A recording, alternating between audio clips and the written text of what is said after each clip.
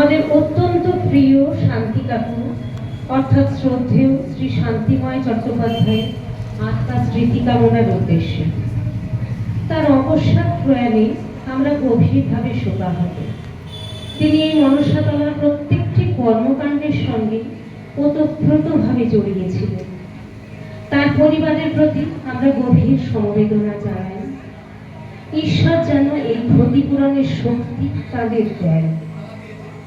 তার প্রতি শ্রদ্ধা নিবেদন করে আমরা আগমনী আজ দুটি গান পরিবেশন করব।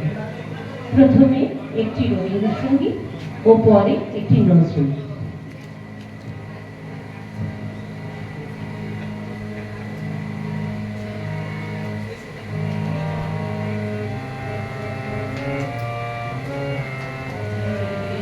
Oh